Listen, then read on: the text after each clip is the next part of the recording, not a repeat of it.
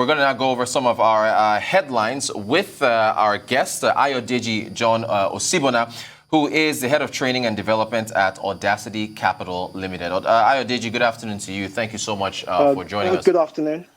Good afternoon. Thank you for having me. Great stuff. Great stuff. Topsy-turvy day. I want to start with the Saudi Arabia decision to increase prices to the Asian markets. What do you make of the Saudi decision? Some think, I guess, they're making a bet that oil prices are going to be on an upward trajectory going forward. What do you think? I believe there's confidence in the market that oil is going to be bullish in probably the next quarter. Because if looking at the Chinese economy, we can see a lot of confidence in their data. And at the same time, too, we have the COVID vaccines that have been rolled out, which is bringing confidence into the economy as well. So based on these two reasons, we can see Asian prices are being hiked. And for the beginning of the year, January going up to now, we can see oil prices have risen by 20%. Well, we have to pay attention to COVID restrictions in Europe as a main factor in making this bullish optimization by OPEC being present. Because with COVID restrictions in Europe, there might be a restriction onto the upside of oil. So bearing that in mind. But I'm bullish on oil based on Chinese confidence and the vaccine in place. Great stuff. And thank you for mentioning Europe, because I understand that while they're hiking prices slightly again for Asia, they're not doing the same for Europe and the United States, I guess, because of the lockdowns here and there. So I guess that your advice is well put with respect to being cautious about oil prices. Very true. Indeed. I want to also ask you about gold and Indian gold lenders having to cut the tenors on gold as a collateral over in India, I guess because of where prices are right now. What do you make of that? I'll say that's due to the rise of the US dollar and bond yields beginning of this year. Q1, we did see the US dollar rise sharply, but going into Q2 now, we can see the US dollar declining slightly. But I'll say risk on is the name of the game, because gold is seen as a safe haven, and inflation now is to be expected in the US. So based on potential inflation, I think gold prices, the lower downsides will be limited due to inflation. Factoring that in as well, saying that what's going on in Europe and what's going on in China as well. So we have to look at the bigger picture. We're still in a pandemic, and people will only feel safe when they can walk around, go about their everyday lives without wearing masks, and the vaccines have actually been in place. Everyone's been vaccinated. So based on that, I think inflation is still something to look at with the US dollar, and gold prices will be limited to the downside. So I do see gold prices rising at a certain level sometime in Q2.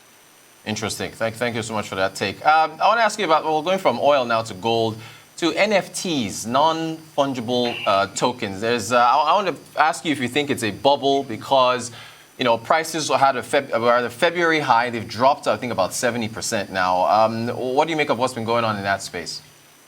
Personally, I'm not an investor in NFTs, but I'm now actually playing around with cryptocurrencies.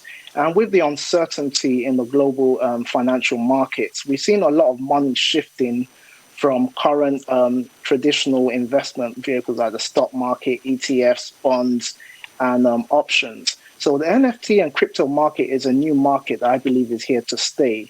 At the same time, we have seen sharp prices and a lot of volatility in these markets. I still believe it's a new market, and people should exercise caution and observe as we move forward. I'm not saying that there's not money to be made in these markets. These markets, I believe, are here to stay. And as we can see the growth of Bitcoin over the last 8 years, Bitcoin is the foundation of this market. So I believe a lot of people should be cautious. And this is a market I find very interesting, and I'll be observing myself moving forward. Thank you so much for that. Since we're talking tech, what's your take on the electric vehicles? I mean, Tesla's shares were up about 6% in trading, well, up about 7-8% in pre-market trading. When the markets opened, they were up about 6% based on their impressive delivery numbers. Yeah, there they are right there, 184,000 vehicle deliveries. The forecasts were at 168,000. I mean, not sure if you look at the EV space, but what do you think of what do you make of the company's future plans where they think that they'll be able to continue to beat these estimates? The EV space is a new market as well, and I believe the EV market is here to stay as well. Tesla has been very innovative in establishing themselves as a major player in this market. So look at England, for example, in the United Kingdom now. We have restrictions on vehicles driving into central London. Electric vehicles are now the new thing now. A lot of new people, consumers now, are moving to electric vehicles. Tesla is one of the first forerunners, and we have the likes of BMW, Lexus, and other Japanese vehicles coming into the space. So I do expect a lot of demand for Tesla vehicles, and we have to look at charging points, a clean economy, global warming.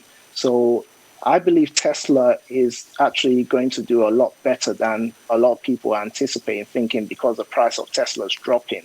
We have to look at Tesla as a company itself. What is Tesla bringing to the economy? What's Tesla bringing in terms of safety, in terms of global warming? And at the end of the day, Biden is a big fan of global warming, and that's one of his key policies. So based on Biden still being in office and Biden sticking to his policies, Tesla is still going to break records. So I'm not really concerned about the price of Tesla today or tomorrow. I'm concerned about the long-term vision of Biden and Tesla as a company and what Elon Musk is doing.